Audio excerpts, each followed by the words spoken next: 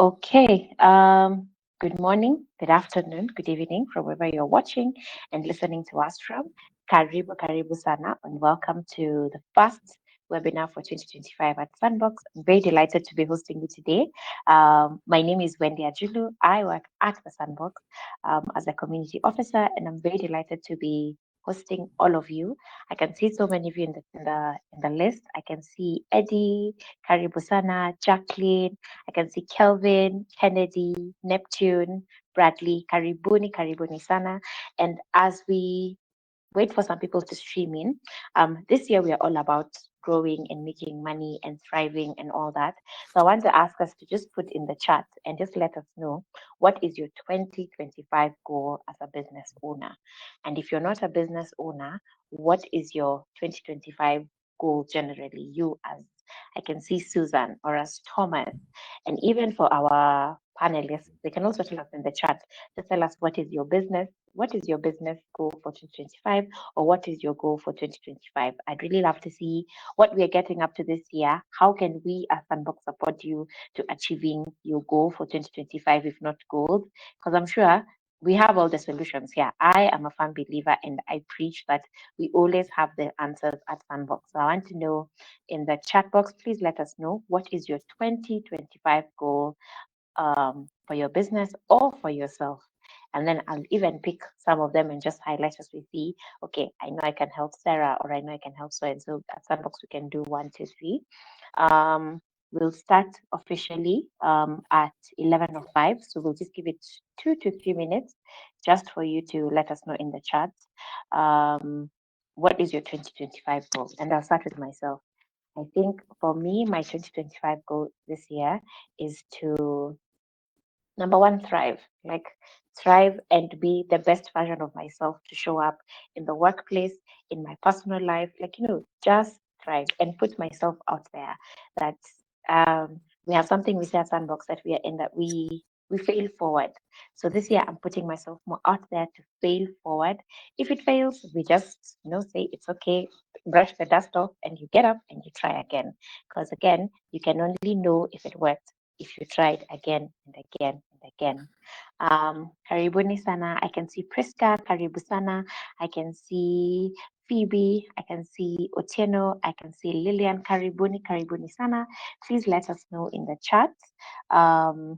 What is your 2025 goal? Yes.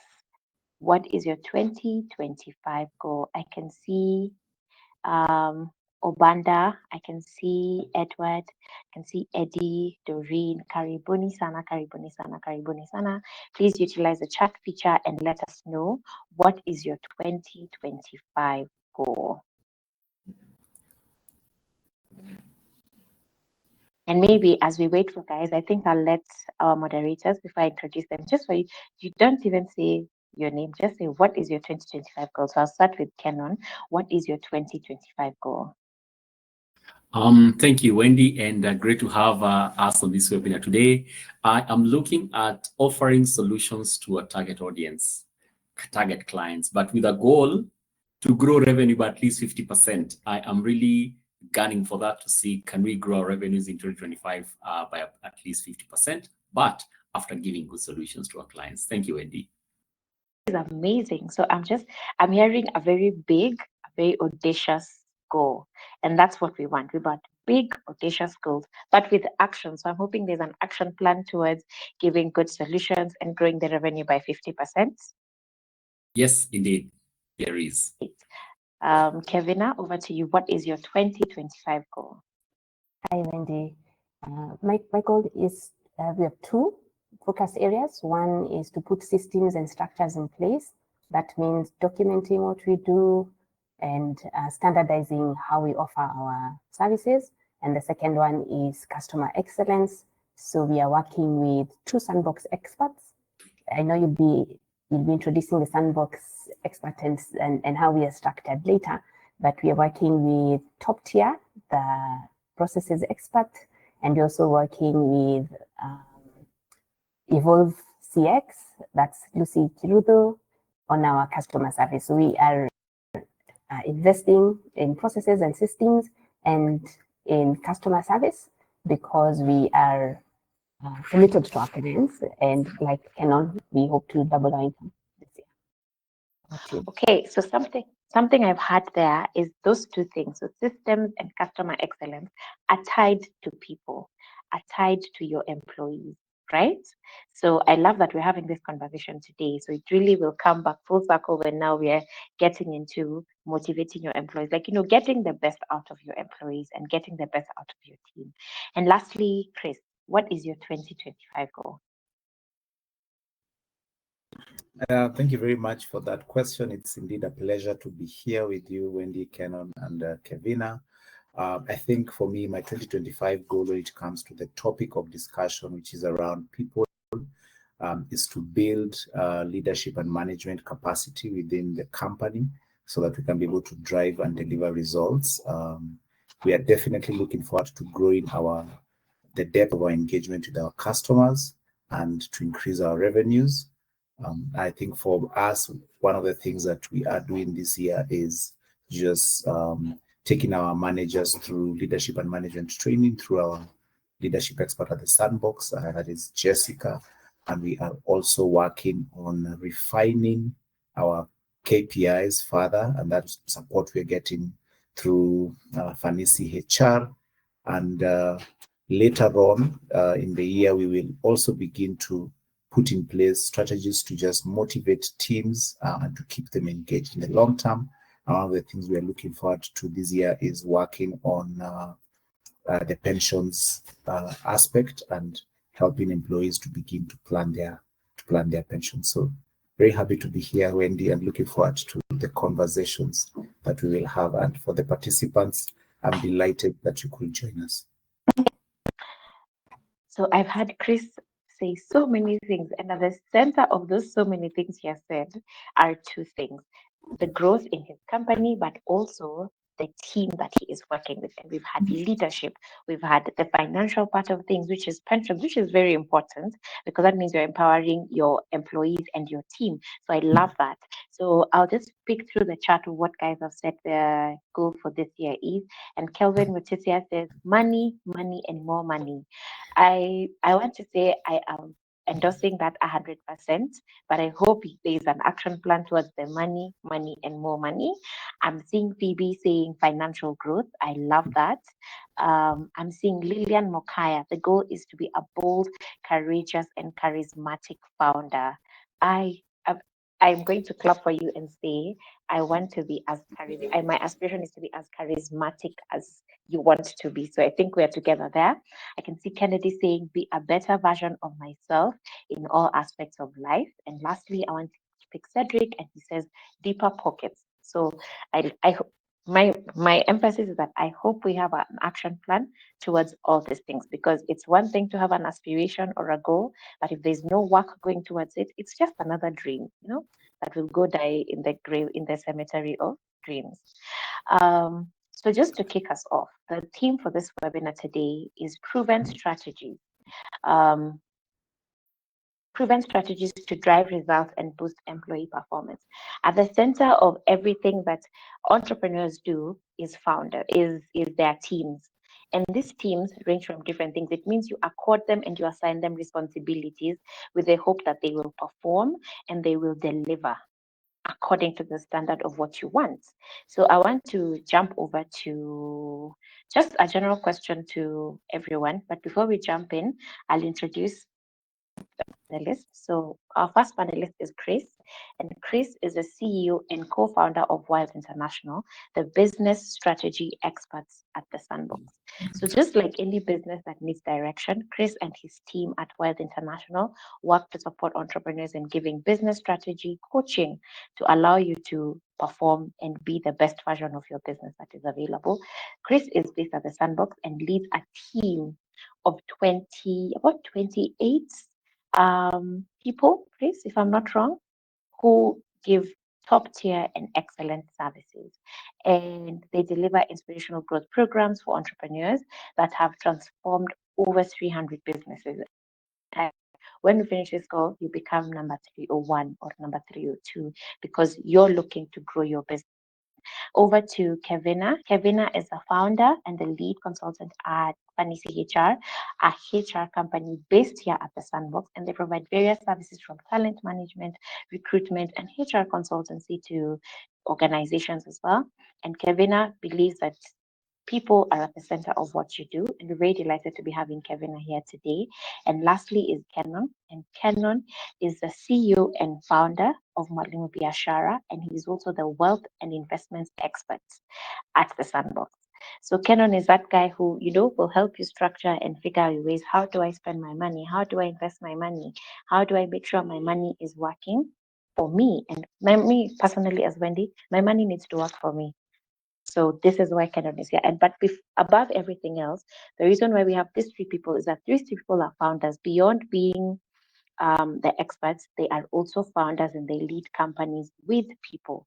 And founders and entrepreneurs have different problems. And at the center of all these problems, sometimes, unfortunately, are the people. Because if your team is not working or if your team is not delivering, it means you're not making money. It means Canon cannot achieve his 50% revenue. It means Chris cannot deliver. It means Kevina, at the center of all this is people. So I want us to jump into just the first question, just before we go into a bit further, is for you, what does success look like for your people? Like, what does success look like for your people to perform on your team? Like, what is a checkbox for you to say, great, these guys are doing great, amazing? And I think I'll hand it over to Chris just to kick us off from there.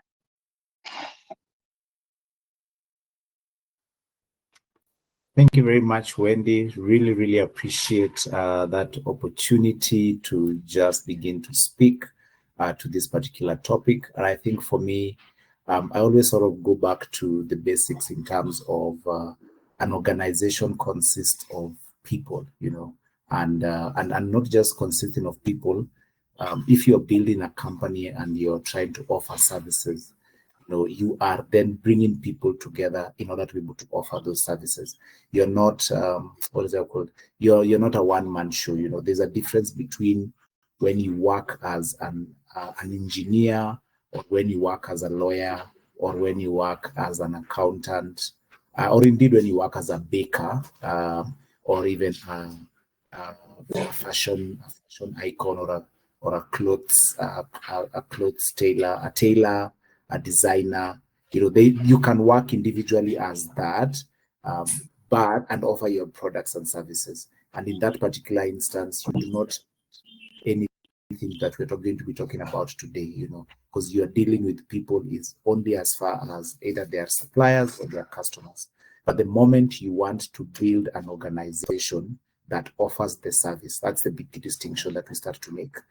You're basically saying that I want to have the organization be the one to offer these products and services, not necessarily that I am the one who is offering the product and service. And at that particular point, the questions that we're going to be talking about here today begin to arise, because you're now basically going to start asking yourself, how do I produce and deliver results through people?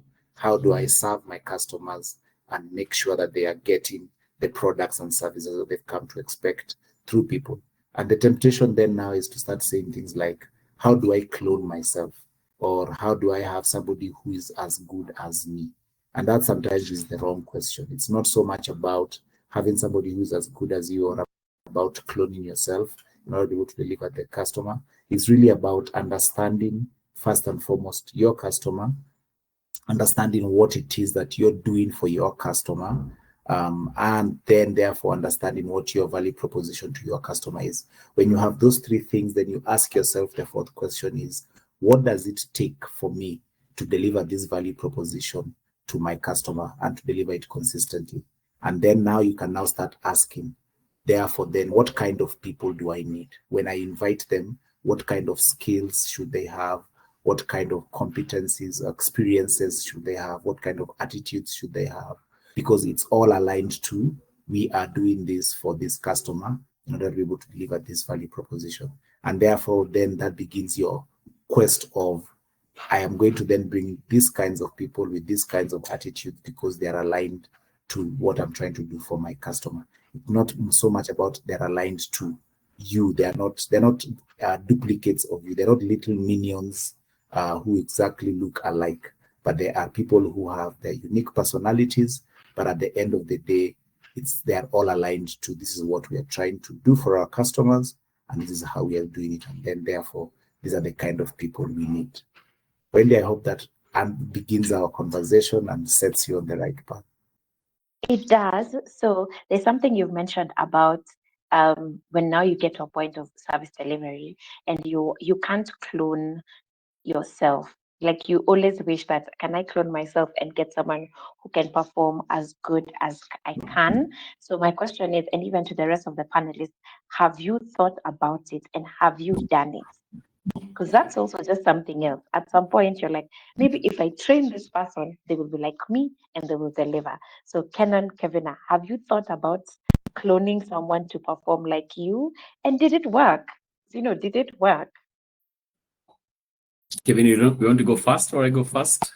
Kenan, please go first. Okay, thank you, Wendy. For me, I have a different tangent to it. As a founder, I learned early on in life to surround myself with the people who are strong at what I'm weak at.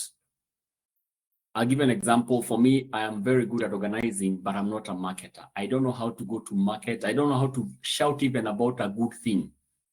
So the people I surround myself with are people then who can do the shouting. Okay. So in principle, that's the angle I've taken. So at the cloning I'm talking about, I'm cloning my weaknesses because you see, as Chris has put it very clearly, the moment you are an organization going out to give value, it is no longer a one-man show. It can, or one-woman show for that matter. So to the cloning, for me, the way I look at it is, what is this thing that I struggle with? There are some things I don't like doing, and I get people to do them for me. And of course, then I know there's issues about motivation, and I've seen very good questions in the webinar. Then how does that happen? But for now, for me, I usually go with my weaknesses, and I surround myself with people who are going to help me where I am weak. That's the angle I've taken on that, Wendy. Thank you. Okay, Kevina. Okay, thanks, Kenan. I don't even think I have the opportunity to not work with other people. In the last years, I have grown. The business has grown, and the experience is you can't deliver everything, so you need people. So I have been forced to find people who can do the job as I do it, but I can't clone myself. There's only one Kevina. So when I expect that I'll get people who deliver exactly that like I do, I think that's chasing the wrong objective. And also, I am not the best in everything. We can't be. So as Kenan said, surrounding yourself with people who are really good and even better than you. And I'm very happy to work with team members who are much better than I. And because together then we are able to deliver our promise to our clients. Okay. So we are now not cloning, where we've said that we're surrounding ourselves with people who are, if not people who are better than you, or their skill set is something you don't have. So that is great. You've identified that this is your struggle. So now we are at their in, but there's some micromanagement. How do we cultivate that culture of high performance without making it feel I'm standing on top of your head or I'm hovering, do this, do that, do this, do that? How do we make sure that there's a high performance culture within the business and for your team without making it micromanagement? And I think I want to jump this over to Chris, then we'll come back to Kevin. So the thing that drives people to begin to micromanage is that thing around wanting to deliver perfection and also to deliver the same results in terms of, I want this person to do it and to get it perfect. And then the other thing that drives the need for micromanagement is, what is it called? The fear of the risk, the risk of what will happen to this client if they are not delivered to accurately. The client will leave, and if the client leaves, that means that your revenues and your bottom line are affected. And so those two fears are the ones that really, really drive micromanage. Now, the first one, when it comes to perfection, there's sort of like a podcast I listened to once from a gentleman called No Bullshit Leadership. You can check it out on Spotify. It's very interesting. And they talked about excellence versus perfection. And from that podcast, what I learned was there's a difference between perfection and excellence. So, for example, perfection involves making sure that you have everything grammatically correct and accurate, forgetting even the substance, you've gotten everything grammatically correct and the sentence is picture perfect. That's perfection. So, for example, we are here having this webinar and I have this Zoom background, which is perfect. But if I was saying things that don't make sense or even things that don't add value, then that perfection is not necessarily useful to anyone. What you really are looking for is excellence and excellence in the results. And sometimes excellence is about just getting the job done and being able to deliver the substance of the thing. And so when it comes to getting people, you want to get people who are focused on the results and the outcome and the excellence and not focused on perfection. Because when you go that way, then you will not have to micromanage. You will actually be just focusing on excellence. And the other thing that comes is when you are now focused on perfection, then again, your team knows that every single time I do something and I send it to my boss is going to do it again, or my employer is going to do it again. And so what happens is over time, instead of them sending you excellent output or completed output, they'll be sending you half-baked things. So you'll actually end up getting more and more mistakes. However, if you face the courage and look at the substance of the thing and you say, you know what, the thing is good enough, let's go ahead and do it. And you basically let the team know that if it's good enough, it can go to the client. Then they will also now start self-correcting because they realize that there's no one who is looking over what they've done in order for it to go to the client. And basically, we are basically saying that these are people who then you've worked with and you sort of trust them. And at some point we'll talk about probation and performance and KPIs. So this is not somebody who is new and on day one you're saying, thank you, here, go see the client on your own. This is somebody who you trust their competency, you trust their abilities, you've seen it happen. So you're basically turning over and telling them, you deal with this. I don't need to have a look before it goes to a client. Over time, then they realize that the results depend on them. And so they start producing better and better quality output. When it comes to fear of disappointing the client, I think that's a real fear because we lose clients when we make mistakes.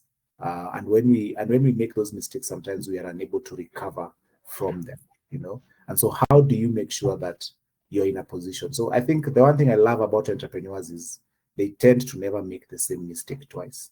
So, you can encourage yourself and say, you know what, if something happens and I happen to lose a client, school fees paid, I will not make that mistake. But then going forward, then you ask yourself, how do I avoid making such mistakes? I think for me, the current lesson is have critical touch points with key clients, depending on what your product is. They always say that quality is not assessed at the end. Quality is assessed at the beginning and during.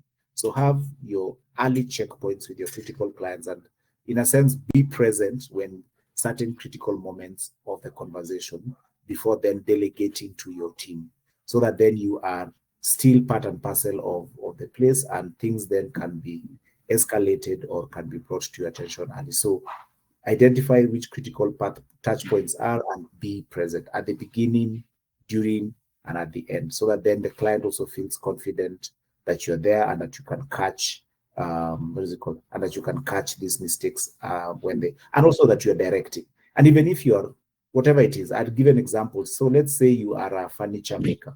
I mean, what does it mean to be critical touch points for the client? You need to be there when the client is presented to the design ideas, listen to the client, and assure the client that you can do the work, and then you need to watch over the team, do a every 2 days or every 3 days, just come and check, are they building the furniture piece in the right way? Are they doing the right thing? And then in the end, when the client is being handed over, you can also be present. And then as the company grows, then you start putting in place systems and structures to do that, so that you're not the one doing it. Because now your company maybe has 30 branches. But if it has 30 branches, you can't do that level of client engagement across all 30 branches. You have to have systems that do that for you.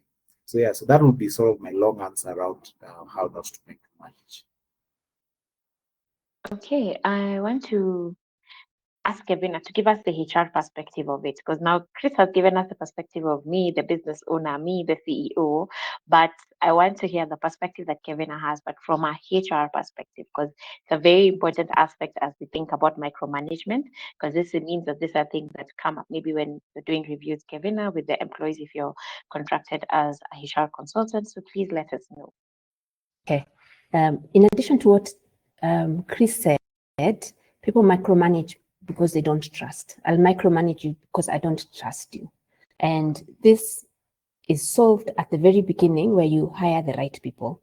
Because if you get the wrong people, it's you're not going to make things any better along the way. And that's when you beat them on the head, that we're always helicoptering as they work. And that means then you need to invest a lot of time in finding the right people. So your hiring processes need to be very intense so that you get it right from the beginning. Then when the team joins you, then there's an induction. And at this point, this is when you explain what the job, the exact scope of the job, as you give them the job description, as you explain your culture, as you explain the expectations of how you work, and even introduce them to the client, the industry.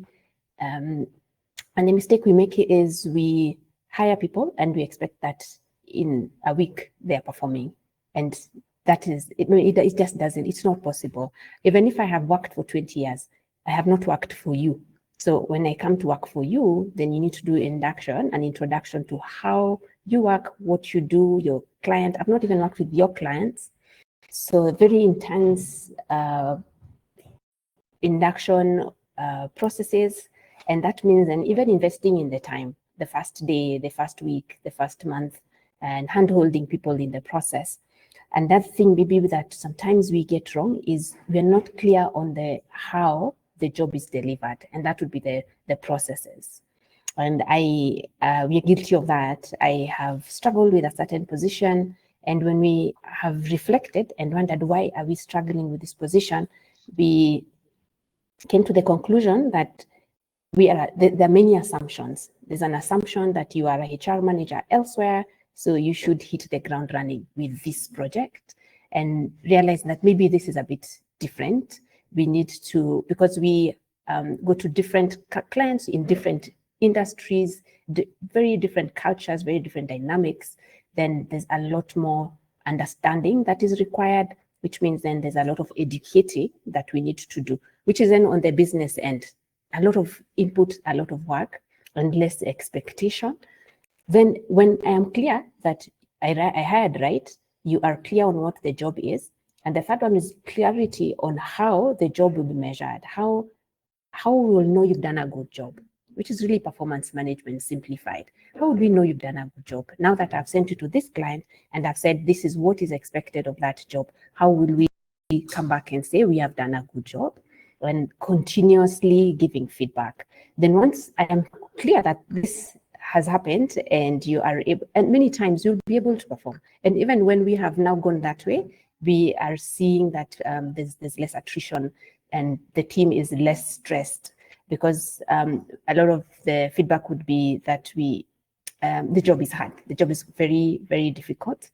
And I am able then to delegate and have peace and be confident that the team will deliver. But I also don't delegate and then move on. I am available. I'm available to work with you, and we allow for mistakes.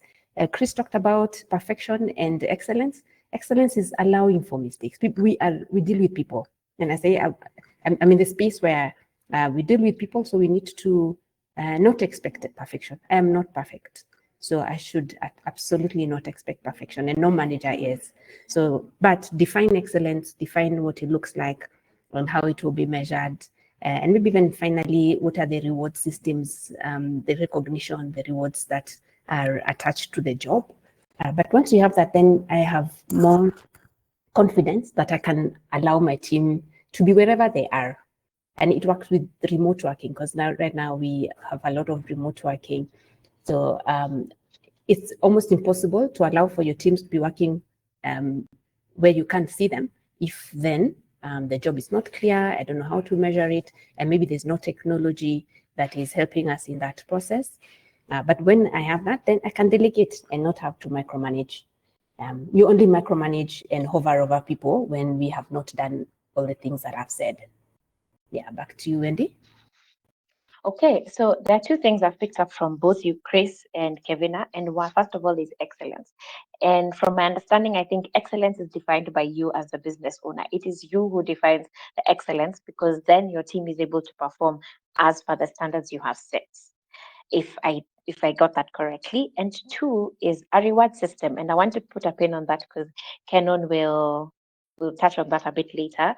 But COVID came in 2020 and did a very big number on the workplace systems and how we work. Because we know before 2020, most companies had their people working on site every day. And when COVID came, it really changed how things work. So now we've had to do restructuring even how businesses operate, from hybrid work models to fully virtual, where guys said like, no, I don't think we need an office anymore. Let's work virtually. We can meet once a month at like a place. But so for Ken, now the question goes to Kenan. How do you measure performance when it comes to hybrid models and offsite working? Because you're not in the same space. So everyone is in their houses doing their things. They are making breakfast maybe, and attending a meeting, and you'll say, "Do you have anything to say?" No, but how do you measure that performance in a system that where we don't work in the same office, so you don't have any oversight over what is happening?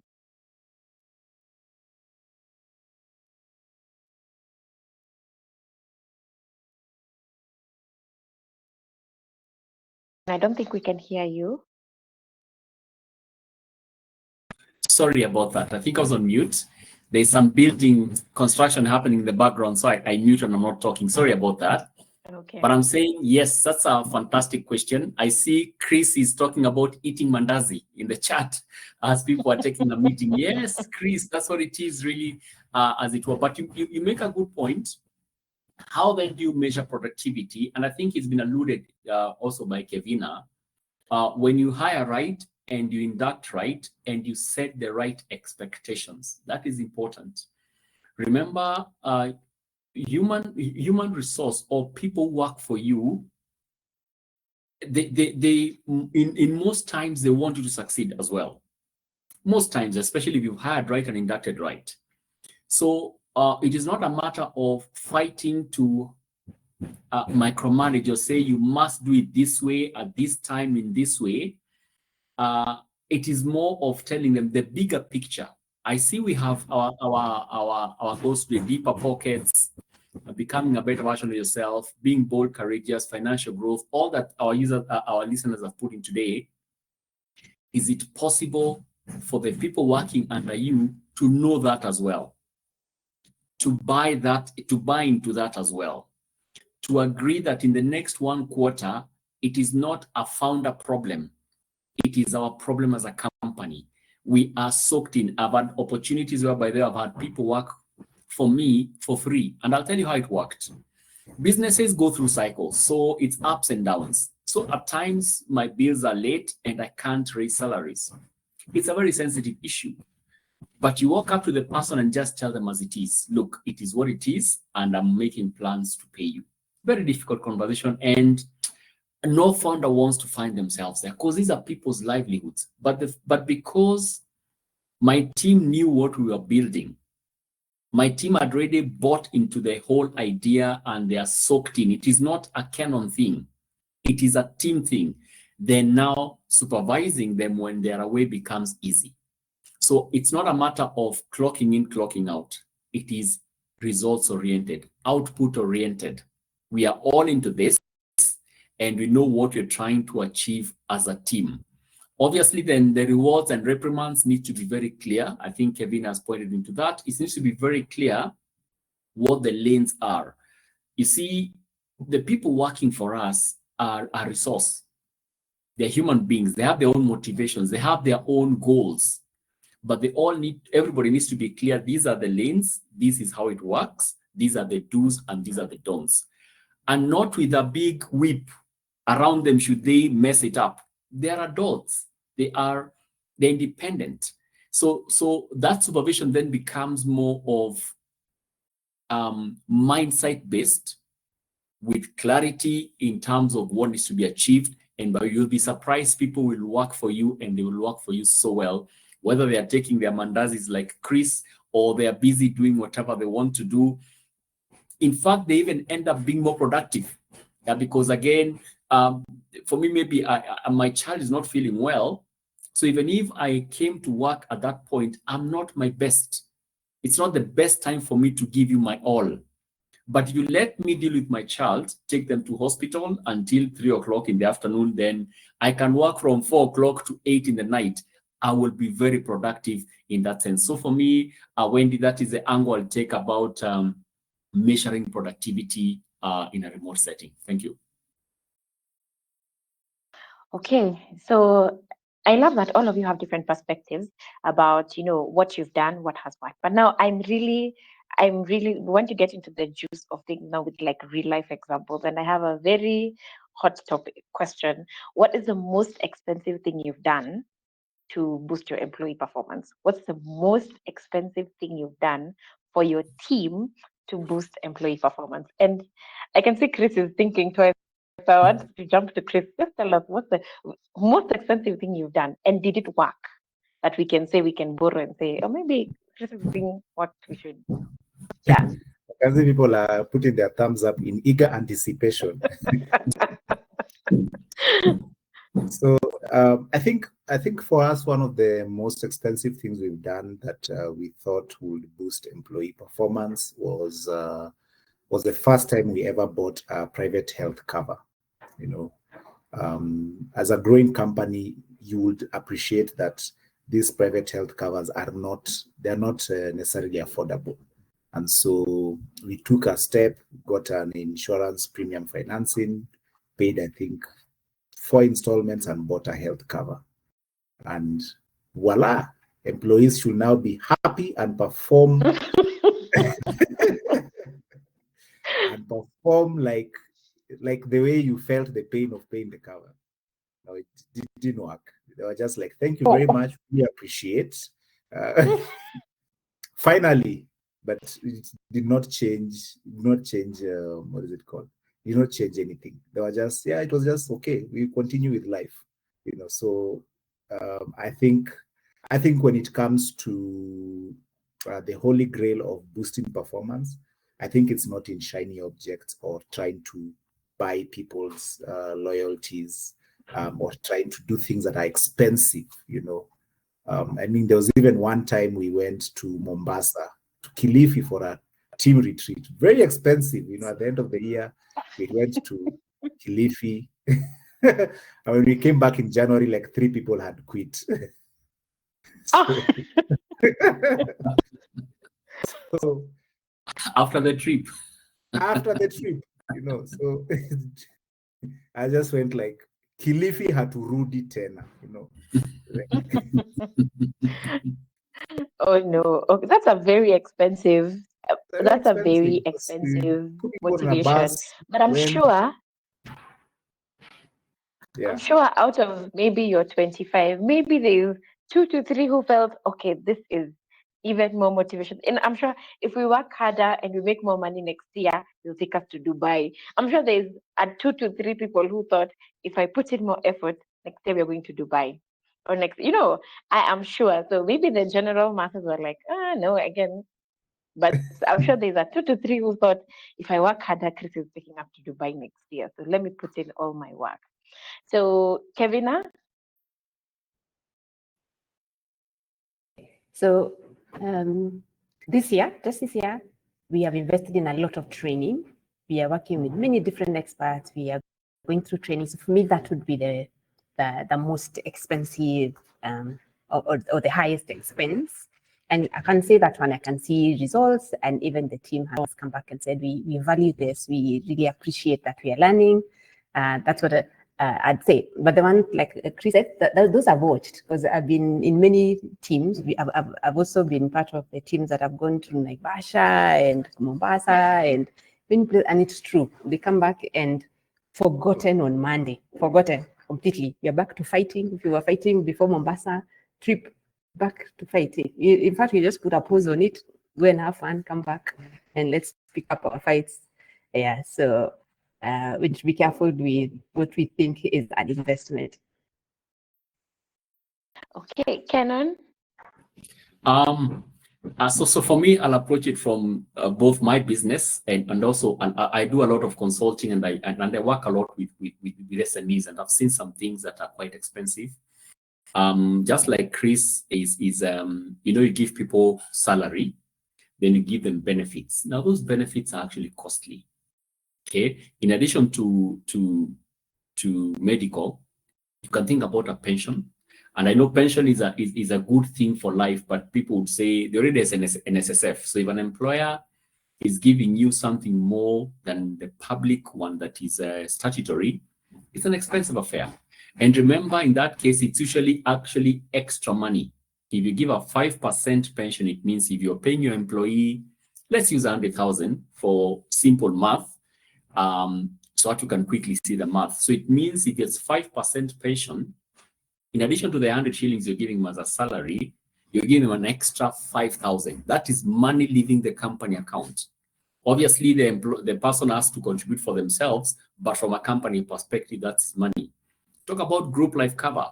I know there's a statutory one that is a GPA. I think GPA is a mandatory one. But you see, when you go over and above and do the WIBA, where you cover them 24 hours and etc., these extra benefits are actually costly.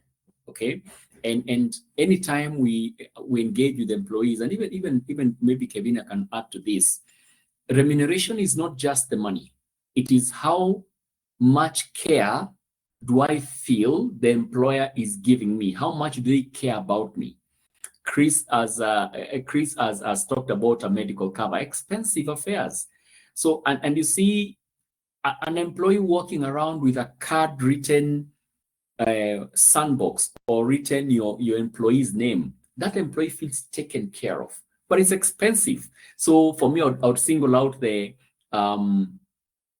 over and above benefits beyond the statutory ones. They can be quite costly for an SME. Thank you. I think you're on mute, Wendy. Sorry, I love that at the center of all these things, there's a person, like there's a person we are thinking about. And I love that you guys, some of these things are mistakes, like for Chris, Diani, Kilifi. I don't think he's going to be repeating that again. But there's something that I'd like us to touch on. In today's, a lot of the workforce that is present in the workplace are Gen Zs. And how do we communicate and motivate them? Because you find that there's a lot of a Gen Z will wake up and they feel this place, and I'll say it in a term, this place is not giving, and they hand in their resignation at 11 o'clock. So how do we communicate and motivate them to keep working?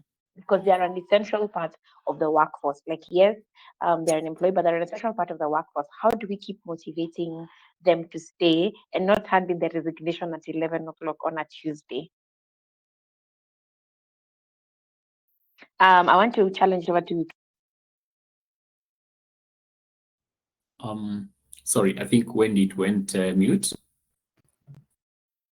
Sorry. I'm sorry. I said we have a big population of the people in the workforce that exists for us are Gen Zs. And, we've seen a lot of the TikTok videos and all these things where someone said, nimechoka, hands in their resignation at 11 o'clock on a Tuesday and goes home. And when you ask, they say, this place is not giving, or this place, I'm not finding joy. So how do we communicate and engage them to keep them working? Because maybe they are really great at what they are doing, but what do you do so that they don't hand in their resignation after 2 business days? Like they reported on Monday and on Friday they're like, sorry, I can't work for you anymore, or I can't work with you. How do we keep them engaged? How do we communicate with them as well? So, Kevina, Chris, Kenan. Okay, great. In addition to everything that we have said, younger generations want to be listened to. They want to be heard. So engaging team members in decision making, communication, a lot of communication, so that we are not having surprises every morning. You wake up, there's a new person, you didn't know they were coming. They take so much offense. So a lot of communication, saying this is where we are going, this is how we are getting there, this is even why we are going where we are going. So answering the why in everything that we do, which means then a lot of engagement, a lot of communication, a lot of involvement, a lot of co-creation. And this is because if you're able to paint the picture of where you're going and you have people who you're going with, it works better, especially for younger people, if then you involve them in that decision, in the journey. So they are they have an input in everything that you do, actually. Because if you say we have this client, this is what we want to do for them, and these are the tools that we use, then there's leeway for them to plan on their own, as long as you're hand-holding, as long as the resources are available, as long as you have made clear what the policies, procedures are, and give them some wiggle room. So good leadership, strong leadership, and working with leadership experts. And we have one at Sandbox. For young people, mental health is a really, really big thing. When I was younger, I didn't know all these things that people know about today: depression, anxiety, and sometimes we wonder, what was it there then? Is it only that we didn't know about it? But people are pretty woke today. They know their mental health and just psychology in general in great detail. So having acknowledging mental health. And I know also as business owners, we struggle. What if the whole team now decides they are going through issues? Then how do I deal with the situations? I've had people who have been very upset when someone said they didn't show up to work. I think for a couple of days. When they showed up, they said they had mental health issues, and we allowed them to be away for a week. And after that, it triggered a lot of that. So the business owner was like, okay, so when are we ever going to get work done? But there are systems and structures around mental health, and we can work with mental health experts, and we have one at Sandbox, and even team dynamics, just understanding how teams work, and even working with experts around that. But younger people work very well in teams, instead of siloing people, so they're working alone, lone ranging, finding ways that they work together. Works very well with the younger generation. Okay, so I'll hand over. Did you say Chris next to add? I know it's a lot around that. It's quite a lot, and I think what Kevina has shared is good in terms of there are new realities and new in terms of just how much more knowledgeable people are. People are extremely knowledgeable, and not even just extremely knowledgeable. People are actually able to have therapy conversations with AI. You know, they'll go onto DeepSeek or ChatGPT and type what their boss told them. You know, they'll basically type word for word what you as a boss said, and then it will give them a response on how they're supposed to respond to you. Then they'll take that and convert it into an email and send it to you and copy HR. You know, so and yes, and so by the time they're coming to you, they already have so much more different and wide advice that I mean, it's very interesting. And look, woe to you if you send them WhatsApp messages. You know, they'll take them, put them in the AI. You've even made it easy for them. Then now they'll just get the answers. Then now they will use those answers for you. And I think for us, for me, the way I've been looking at it recently is that at the end of the day, we are human beings, and human beings, there's a sort of an understanding of our nature that is there, and there are what is called, I would think, maybe basic realities about being human, and that is that human beings want meaning. They want meaningful lives. They want to understand why they were born. Why? What am I here for? And how does what I'm doing, how does it contribute? Human beings have a natural desire to do good. There's inborn, it's innate that I want to do good.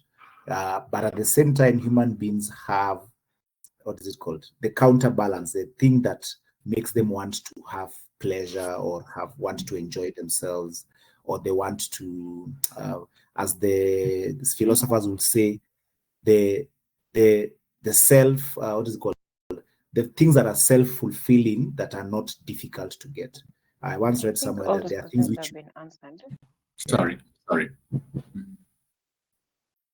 So the things that they enjoy, sort of like the things that are enjoyable, fun to do, and the fun things to do and the difficult things to do are always in cross purpose with each other. And so if you're trying to figure out how do I deal with this new generation, I think also is to just remember that in the midst of all these changes, at the end of the day, there are certain fundamentals that remain about being human. And that is that we want to have meaningful lives. We want to contribute, we want to make a difference, but at the same time, there's another part of us that just wants to have fun and Netflix and chill, So with those realities, then how do you design something that keeps people engaged with the work and keeps people, what is it called, and also allows them to have fun? So that's what has been occupying my present day and my present mind.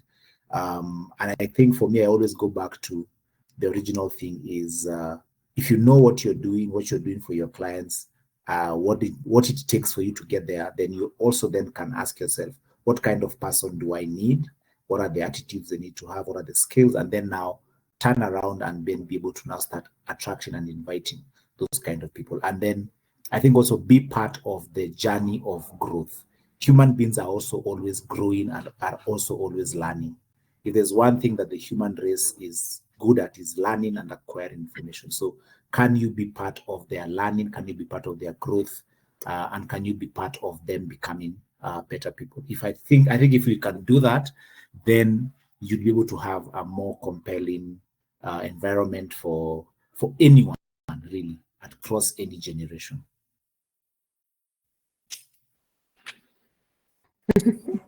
Okay, Wendy, can I add something? Yes. There's a clause we used to have in contracts that would say you're employed here, so we want your whole attention, and you shouldn't work for anyone else and do anything. And I think that's something then we've had to throw out, because we need to look at people holistically. They have lives, they have families, they have spouses, they just generally have life. And we can't separate the things. So if I am fighting with my spouse or boyfriend or whatever, and then that's a difficult day. And allowing people to be human is something then that works with especially younger generation, but also there needs to be balance. There's work to be done, the work needs to get done. But then how do I balance the person who's doing the job who also is going through a divorce? Yeah, so just being alert to the realities of life is something that I thought as Chris was talking. Okay, over to you, Wendy. Okay, I think Kenan is one is not answered about how to communicate, and there's something you've answered. It means just cross-generational communication, and there are different ways to communicate with different people. So something maybe I just like to ask guys in the chat, just as we keep the conversations going, how do you communicate with the different generations in your team? Because we'd really love to pick up what everyone else thinks. So just let us know in the chat, how do you communicate with the different people in your team, the different generations? Different, someone has all the way from a Gen Z, all the way to a baby. Are they called boomers? Yes. So across the board, how do you do that communication? Because I've had a few things. So just let us know in the chat, how do you communicate with the different generations in your team to make it work for you, and so that you know everyone is engaged and feels included. And we've spoken about something about teamwork. And as in an organization, there's teamwork where, like, let's say in this instance, it's departmental work, and then there's individual work. So what, and this is maybe to Kevina specifically, and the rest can chime in. What is the space for teamwork in measuring performance versus individual work? Because these are two different things. Like, let's say for me, I work with my colleague Emily, and in our department, there's teamwork that one is dependent on all of us. But then there's that thing that I am answerable to, and so is Emily, and so is the next person. So, what is the space for teamwork versus individual work in measuring performance? Okay. So performance starts from the top. You have what we call global or organizational performance expectations or objectives, which are cascaded down to the next level. And the next level then would be the department level. And at that department level is where then you measure the team expectation. And at that point, a lot of collaboration is required, because then the measure for the department or the line, and the line manager being the one who's responsible for that KPI or target, it is the prerogative of the line manager, the head of the department, to make sure that the team is working together in synergy, because then your objectives are measured as a team objective. However, then there's still the individual within that team. So in performance management, then it cascades again down to the individual. And that's where you as an individual would need to have very clear objectives and KPIs as an individual, but they still need to feed the department's KPIs, which again feed the organization's KPI. That means then, as you work as an individual, but you also work as a team, and there's a way they are not separable, but still you need to have your own scope of work. I hope that answers the question. Yes, it does. It really, really does.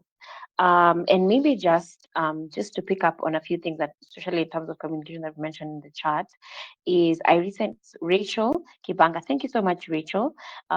Is I have recently been informed that high pressure work I think it's a trigger for bad mental health. To the Gen Zs, they value their mental health and would rather take less pay. Culture equals a motivated Gen Z. This is amazing. Culture plays a big perspective into how people perform. Because if there's a toxic work culture, someone is always trying to think about how to bypass the toxicity just to get to the end of the day. And they spend a lot of their time on the toxic stuff as opposed to the work, so they're not performing.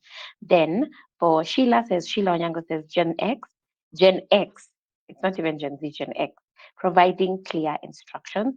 And for Wanjiro Mwangi, she says a lot of teamwork and listening to the team instead of making one-on-one fits all decisions. So this is not for Wanjiro, it's not one size fits all. It's teamwork. So I say teamwork makes the dream work. Then Purity says carrying out surveys pivotal in finding out what the team wants, curate communication styles for different age groups within the office.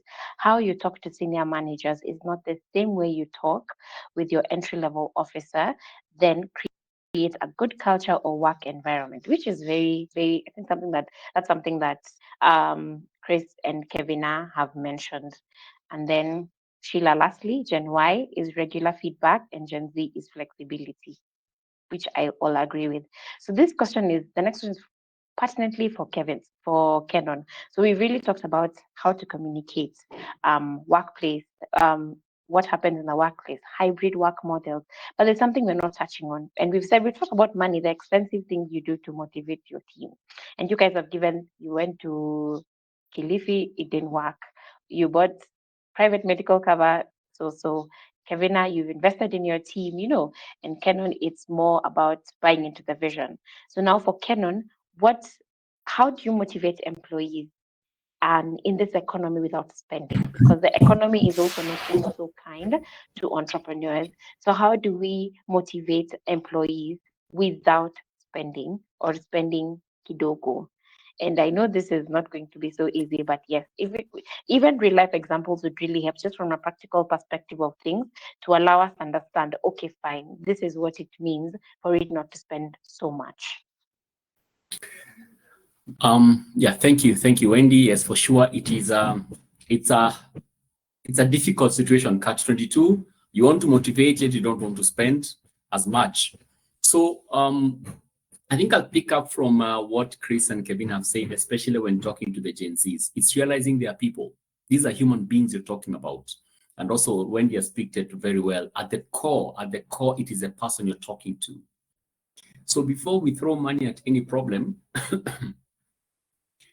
design the company or the whole operation such that it is not the founder's job to bring the money so we spend it.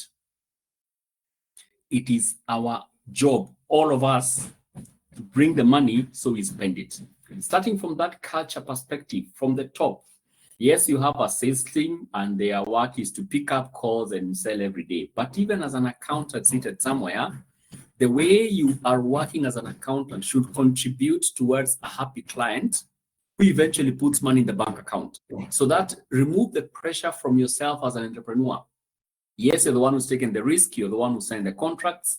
You're the one who's poached them, if you actually poached them. So yes, there's a level of responsibility that's yours. But the moment they come in, let everybody in the company know we produce value, which clients pay for, with money that is used to pay salaries. So even before we start, if an entrepreneur doesn't make it that whole week, does it mean more money will be generated? So we're starting in the right mindset first. Level 2, then, you of course, I think Kevin has talked about it when she was talking about KPIs and what are these things that needs to happen for this company to succeed. So how you're setting your KPIs, how you're setting your JDs, how you are measuring performance, what you're rewarding, what you're reprimanding sends the right signals. You see, I'm skirting around. The last question is money. But before we get to the money, and for founders, this can be a way of you dealing with it. If we let the money discussion catch you on the 29th of the month and you need to pay salaries on 30th, you'll be thoroughly stressed. You will be, even as an entrepreneur, because you're speaking to entrepreneurs here, you're setting yourself up for failure. But if the discussion starts early, by the way, the way things are looking, we need to push this kind of revenues, or we need to serve this number of customers. We. When it comes to 7th of the month, we say, by the way, there's a small barometer. This is where things are. When it comes to 15th, that you're doing a mid-month review, it is we. Now, of course, then you see human beings take what you give them and they work with it. They work with signals. They work with nuances. What are you exactly saying?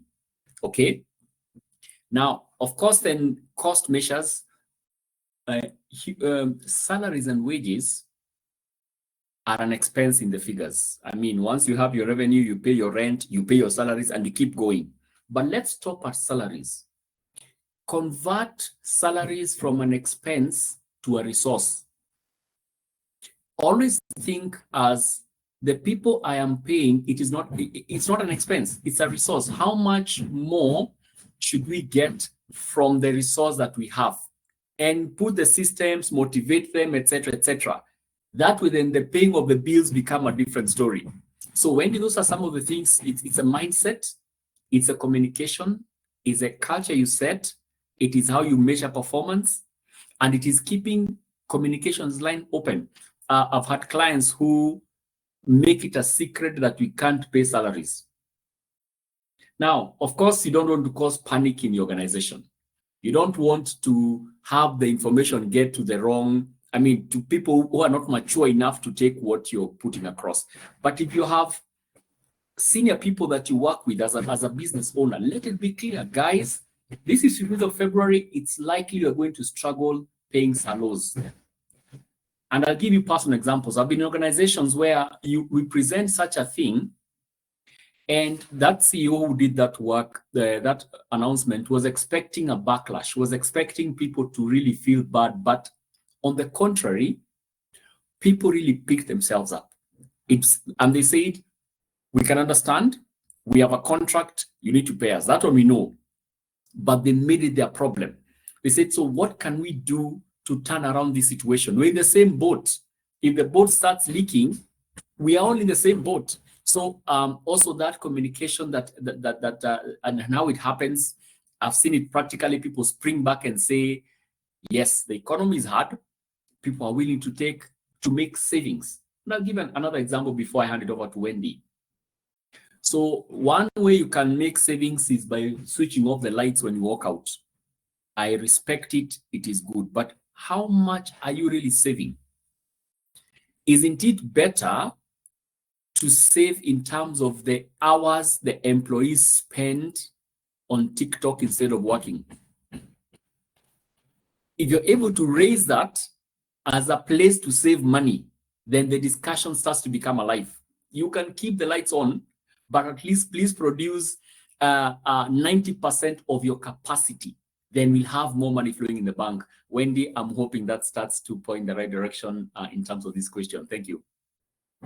It does. It really does.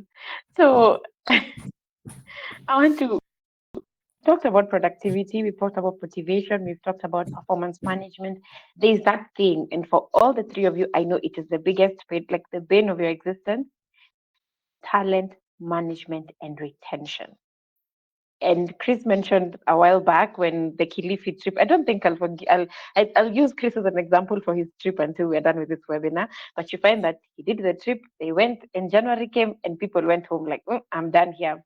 So when it comes to talent management and employee retention, what is the most first? I think for me, it's what's the most expensive thing you've done to acquire talent and maintain it? Because there's that talent you look at and you see you're not going anywhere. You want me to pay you 1 million? I'll pay. But what's that thing you've done that has helped you retain the top talent or even acquire the top talent? And was it worth it? So I'll start with Kevina, Kenon, Chris.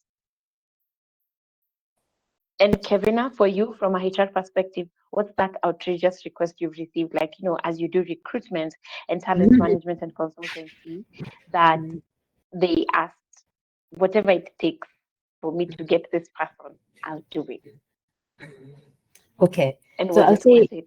yeah. So I'll say in and of itself, the salary budget is the highest usually on among your expenses. It's the highest expense. The salary, it's in and of itself, the salary is the highest.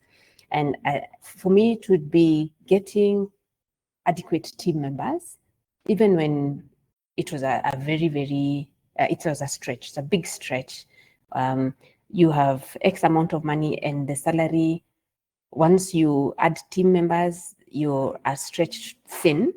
But by doing that, you know that there's more support for the team. People will not be completely stressed. They'll not be working over and above the expected hours, and they'll be rested when they come back.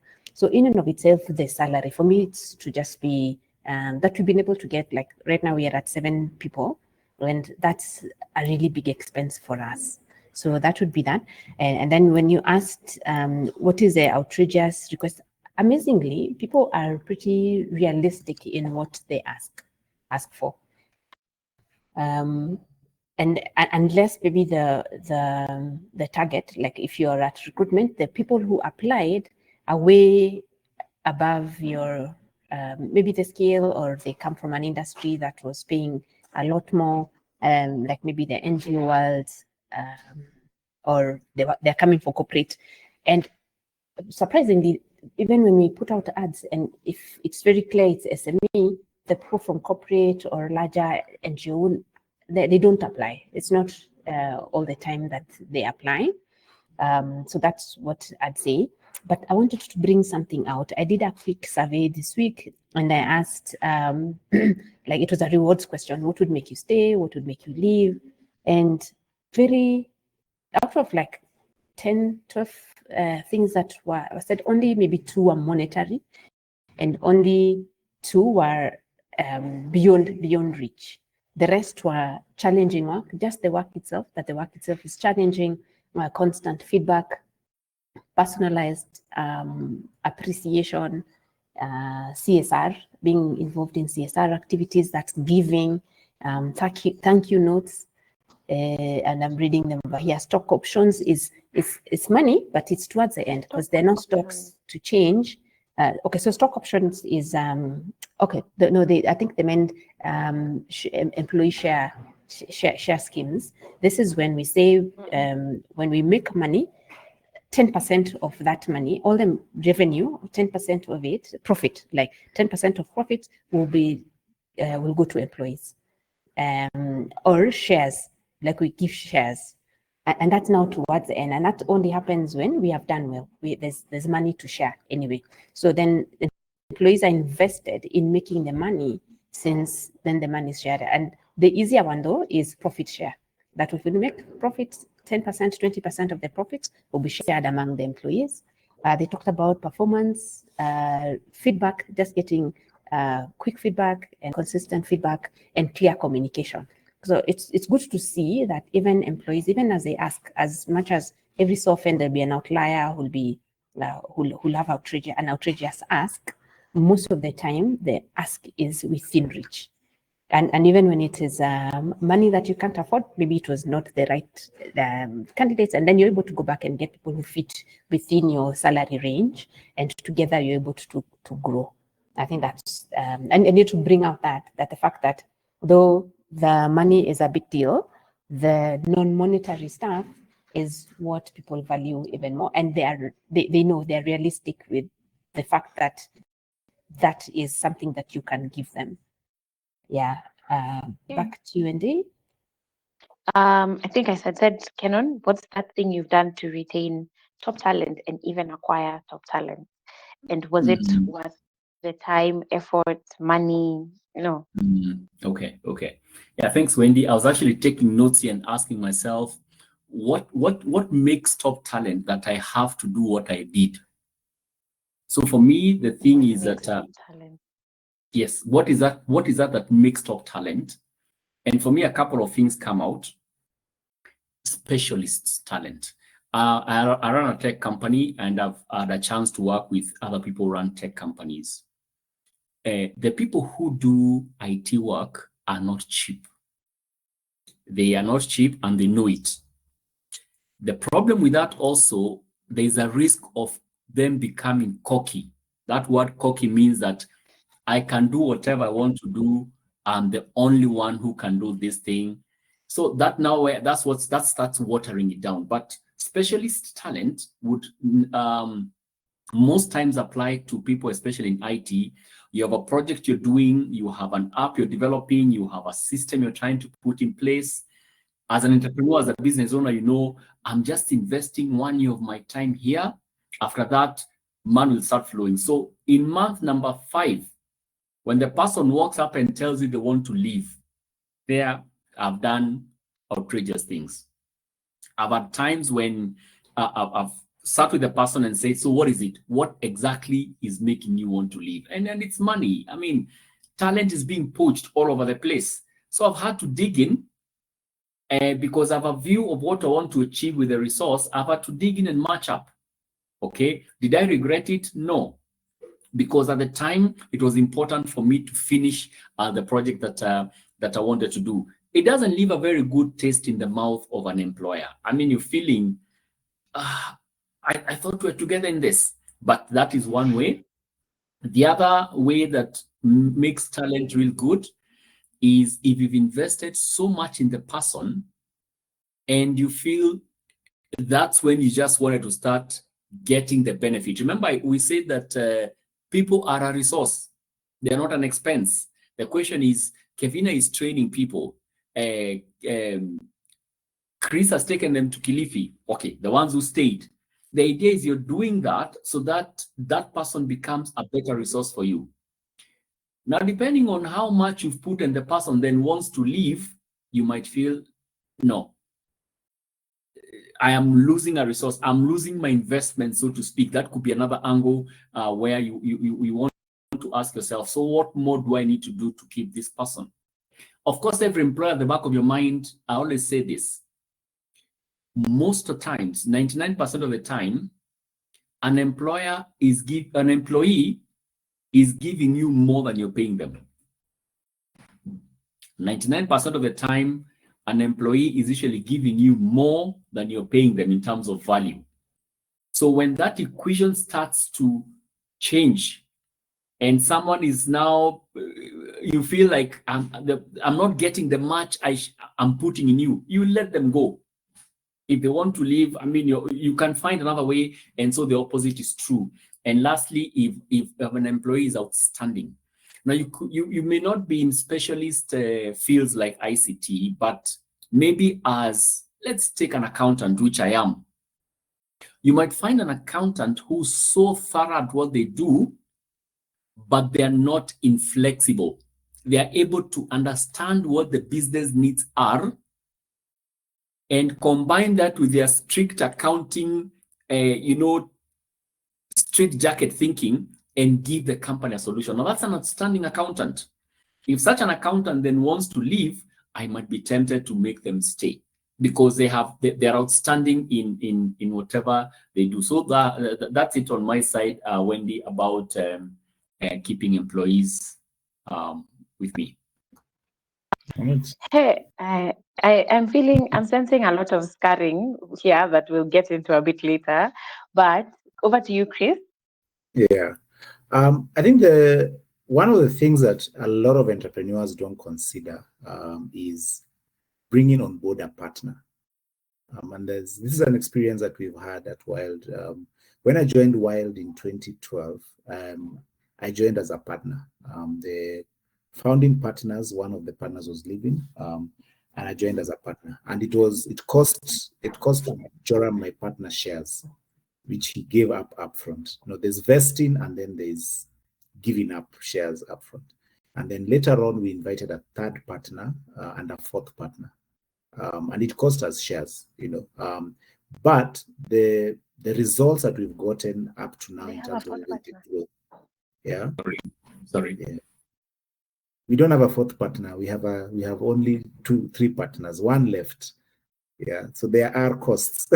3 partners, but even and that's not important. But the whole idea is a lot of entrepreneurs want to build businesses alone. Just yesterday we're just joking and saying, have you seen a big business that is turning over more than 100 million that is owned by one person? They are very rare, and most likely they are just few days away from collapsing. Big businesses are driven by 2 people, 3 people, because then you are each individually contributing a lot of energy, ideas, experience, and making the business work. And so I would say that the biggest cost is the cost of inviting a partner. And I would want to encourage entrepreneurs to be brave and to courageously invite partners, because then you can build a bigger business. It's not easy, but you can build a bigger business. And then back to something that Kenan had talked about and said, you want your team members to own the vision, to own the strategy, to own the results. And the results are clients. Money is a harvest that we get from serving clients and serving them effectively. And if you want your team members to own those results, then you have to involve them in the strategy. You have to involve them in, this is what we are doing and this is how we are going to do it. And you have to also involve them in thinking through those strategies and how to do it. Then they will own it, and then they will actually go and execute it. But yes, Wendy, the biggest cost we've incurred is giving up ownership and sharing ownership of the company. I must say that's maybe the most expensive. Chris, you really make expensive. You have really big expenses. your reasoning to how to get to, I need my money to work for me are very expensive, and I love that. So just as there's something we mentioned here, something Kenon mentioned about people working for free. That is number one. And there are a few questions in the chat, and I'll just read out. It's a layered, it's a paragraph. So for the panelists, and you'll answer this a bit later. What are the 2 tips on how a business owner or a founder, after inspiring their team to work, as Kenan mentioned, for free, which means they had bought into their vision, they find the team is not performing on their discount. So what do you need to do? Like now, after you realize that, yeah, they're working for free, but they're disgruntled or they're not performing. And then, is adding money enough? That's question number 2. And are rewards a good tactic when it comes to, boosting your employee performance? But before they answer that question, just as a follow-up to this webinar, because we're going to be doing this webinars in a 2-part fashion, whereby we do the webinar in the middle of the week, and then we do the Friday barazas, which are back this month at the end of the month. So this month's theme, or the title for this month, is Beyond the Paycheck. And I love that we've mentioned beyond the paycheck, the benefits, the everything, and we've talked about top talent. So beyond the paycheck, the employer's hack to retaining top talent. And I love that Kenon had a different idea of what top talent is.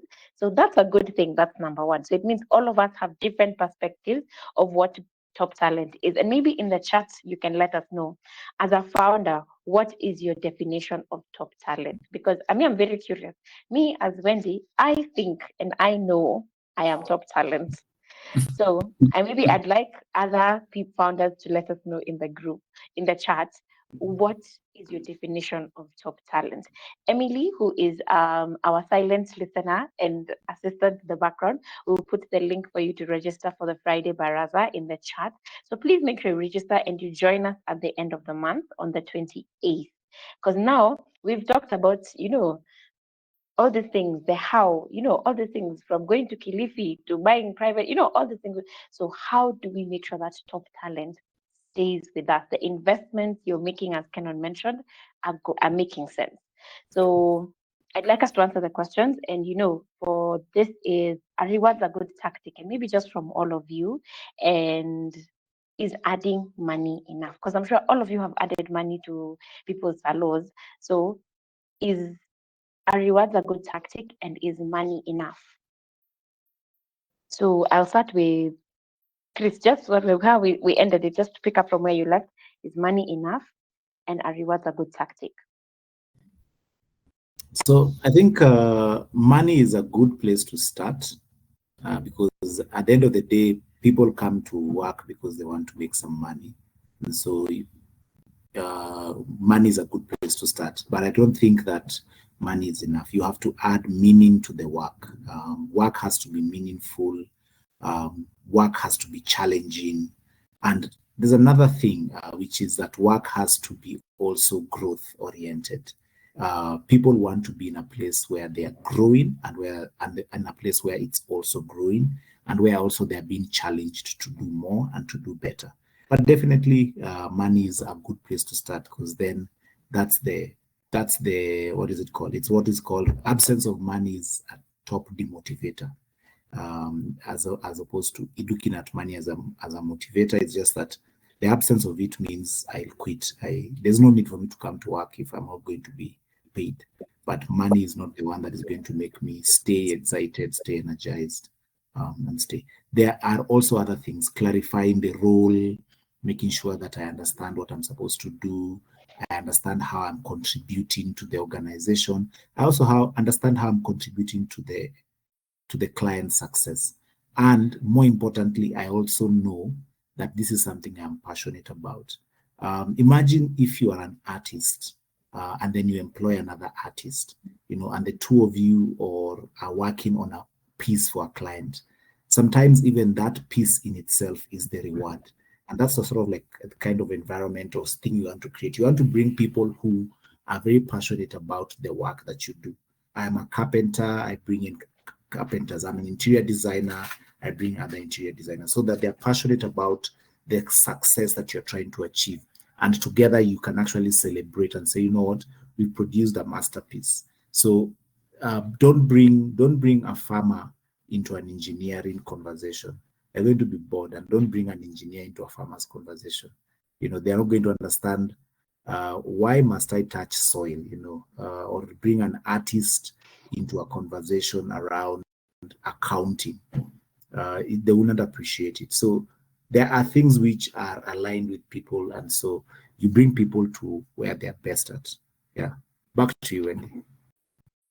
Thank you so much, Chris. Mimi, I've gotten don't bring a farmer into an engineer's conversation, because it means you've not defined the roles of the farmer properly. Why is he here?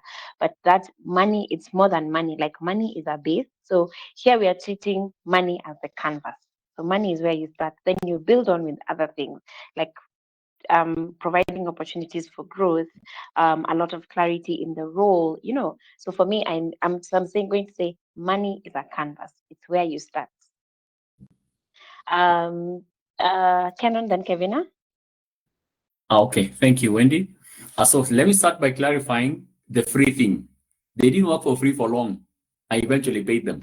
Just to be just to be clear, it was just a moment of time, but it actually they had agreed to continue working for me before I paid them. But having said that, this question has a number of angles.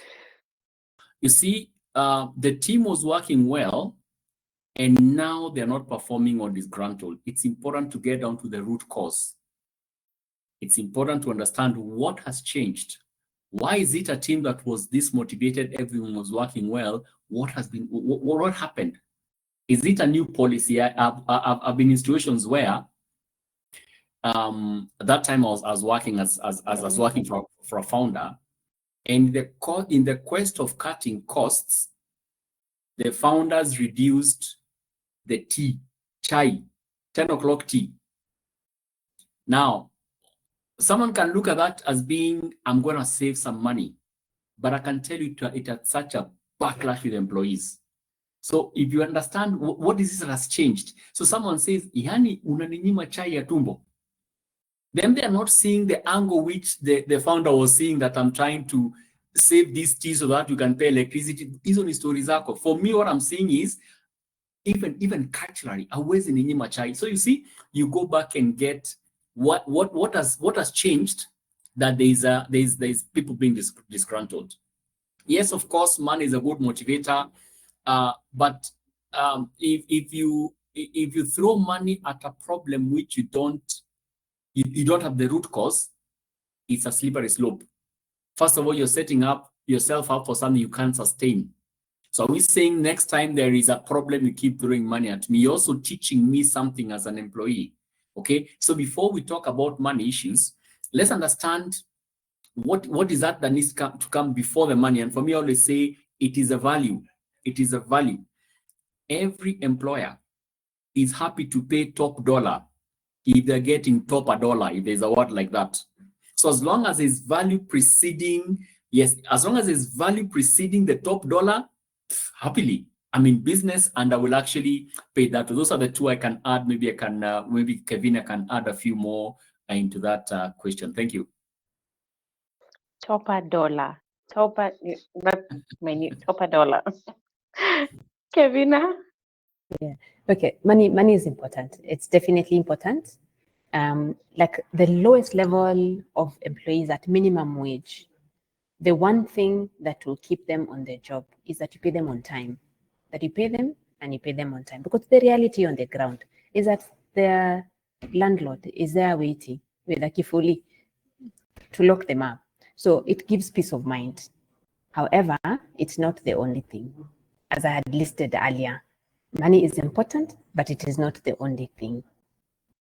And especially when the money comes in, because if I expect my money around the 5th, then that's kind of my payday. So I've aligned all my payments around that. If it is 10th, if it is 15th, most people it's around the 30th.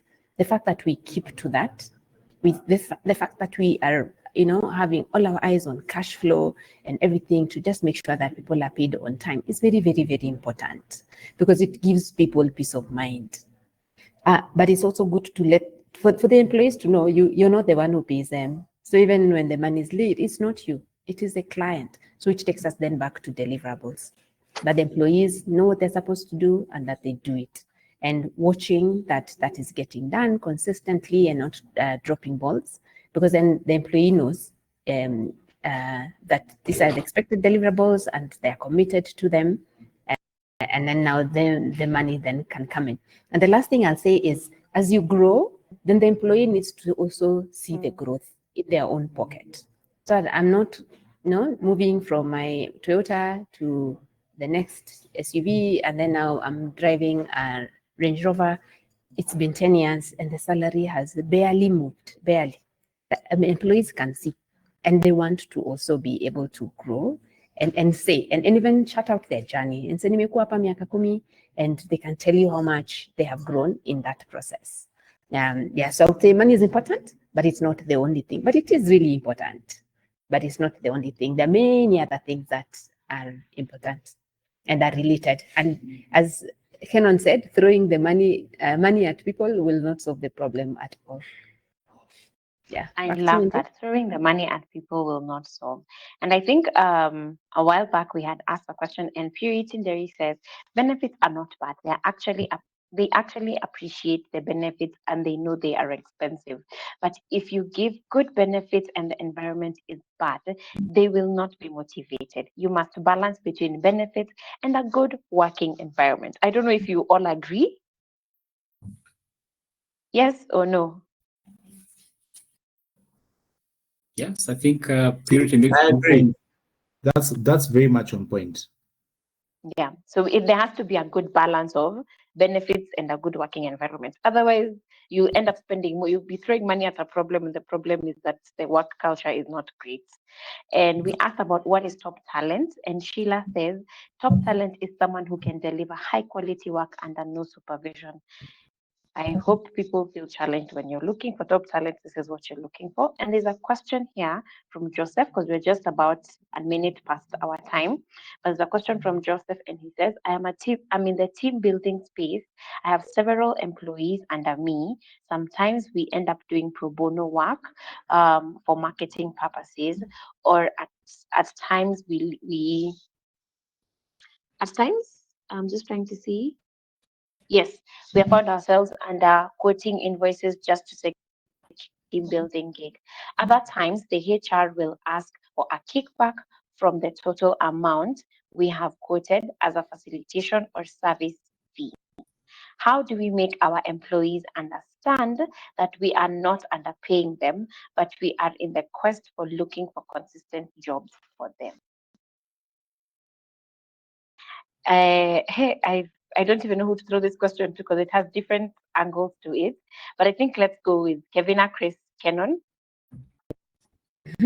Okay, so I think it's we said communication is very important and walking the journey with the team members. So at first, we're not throwing them a surprise towards the end when the salaries are expected.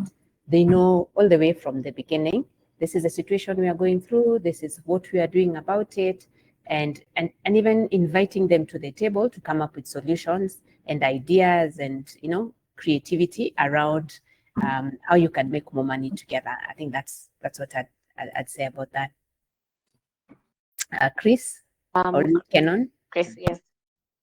Yeah, I think you, Joseph, you're in a very in a difficult place, but I think I'd said earlier that we need to always start with a joint strategy. So when you take a strategy of doing pro bono, are your employees aware that that is the strategy that is going to be working for your companies? And is it an effective strategy? Because if they were part and parcel of developing that strategy and then saying that pro bono, then they would even have defined the levels of pro bono work, how to do it, who to target, and how to use and leverage that to get customers. And therefore, they will not be surprised that they've done pro bono. Even when it comes to underpricing, yeah, if they were part and parcel of developing the strategy of underpricing, then they would, what is it called? Then they would understand. And so what Kevin has said, yes, that's a communication thing and an involvement thing. Having said that, as a strategy consultant, I will now speak and say pro bono work, underquoting, and kickbacks are a very poor way of building your business, yeah, and of building clients. What you want to do is you want to focus on doing the thing. I mean, you want to focus on helping the client achieve the results that they are looking for, building a brand of that is credible and that clients are going to be looking for, so that these HR managers are coming to you because of the effectiveness of your methods and innovativeness. So being innovative and thinking through, how do we solve new problems that are emerging? How do we build our capabilities? How do we build our excellence? How do we build our reputation? And how do we even build our processes, or even bring in new ways of dealing with old things, or new ways of dealing with old or with new things, so that then you are at the cutting edge of team building. Otherwise, if you are caught up in the space where you are having to give kickback to be able to get a job, it means that you're not differentiated. There's nothing unique that you're offering that they want from you. They're basically saying that you're like every other Tom, Dick, and Harry, and the only advantage we can give you is you give us a lower price or you give us a kickback. And you do not want to be in such a position. You want to be in a position where you're giving a differentiated value, you're giving real value to the client, and the client is seeking you out. And therefore, you are actually offering a sample of your work, not a pro bono work. You're not doing the work for free. You're offering a sample or a taster so that customers are saying, okay, this if this is what they've been able to achieve in an hour, how about we engage them for a whole year? So that's the kind of conversation you want to have, and that's the kind of strategy approach you want to have. Yes, over to you, Kenan. Yeah, thank you. I see our time is far much gone, so I'll just add something very small. I'll approach it, Joseph, from a finance perspective. Every business makes profits by revenue less your cost. Now, in your situation here, your revenue is dwindling, either because of the pro bono work or you're having to charge less. So then it's important then for you to get your cost structure that supports that strategy, like Chris is saying. You could consider having people come to, you can have a key person who is part of your team core, but the rest will come when the gigs are here. Okay, so that way then you're not carrying a very heavy cost burden, and you can always regulate it. If this was a pro bono I made, then even as I'm bringing in the cost element of people, I'm telling them, but this is a pro bono thing, would you be able to invest pro bono? Msikizana na mapema. Kama there is a way you underquoted, and the Chris has already pointed us to the right direction, but the practical thing is you're underquoting as it were. So it's important for you to always make sure the costs support the revenue structure that you have, so that you have something left over at the end of the day. Over to you, Wendy. Thank you so much, everyone. So something that has been mentioned here in the chats, and I'm just reading through, is Neptune. I think it's Neptune who's mentioned this is the trick. No, Purity is one who's given the feedback and said, no, sorry, I think Neptune, yes. HR and kickbacks, well, there is an integrity issue. That is a very big, in how we say it, that's a red flag. When a HR person is asking you for a kickback, that's a very, you should be running the other direction, because if that means that person lacks a certain form of integrity to even do business with. Are we together until there? There's an integrity issue. Then maybe you also need to be, are you willing to sit with, okay, I mean, let me get the kickback as long as I get the gig. So, so we're really fast spent on time, and we could have this conversation the whole day. We could sit here the whole day and have this conversation. And we're just picking some of the questions that you guys have mentioned even in the chat. And I'm seeing Rachel is saying, I would propose having a sustainability conversation with the team. Is there a way to package your offering differently? Teach them the team pricing and negotiation. And this is something we can talk over and over and over as we keep going. But lastly, before we close the webinar, is how do we handle familiarity and complacency in the business, especially as a founder with people you've worked with for years and years and years. Like let's say someone has been with you for 10 years. So there's a lot of laxity, there's a lot of complacency, and familiarity. So how do we handle that to ensure that it doesn't affect? Because you see, if a new team member comes in and says, come here, we just bangaiza and we don't do much, they'll also just follow what is being done. So how do we handle familiarity, laxity, and complacency in the business and for you as a business owner? So over to you guys. So I don't know what direction we want to take as we close up the webinar. Yes, Kevina, I think we go with Kevina. Okay, fine. Happy to answer that. When we talk about rewards, and we've talked about rewards a lot, we talked about performance management, the cousin to that is sanctions. Sanctions is you need to take action for negative behavior that you see. And if you don't do that, the business can go down. You're like completely go down with bad behavior. So you need to be very strict about your policies, your procedures. You need to be strict about your deal breakers. So, and complacency would be one of that, but you need to then define what does that look like? What is complacency for us? And if the technical requirements of the job are clear, these are the deliverables, but there's also behavior. This is what we want to see in terms of behavior. There's integrity, we work as a team, we look out for each other and all this. And if we don't see this, this is the action we take. And to actually follow through with the action is because even when you take action on one person, it sends a message across that we don't tolerate harassment, we don't tolerate whatever it is that you see. And as you said, if you've been with people for a long time, if you're not careful, then the respect is lost along the way, or there's negative influence, especially for the new people who come. Okay, over to you. I think maybe Kenon and Chris can close.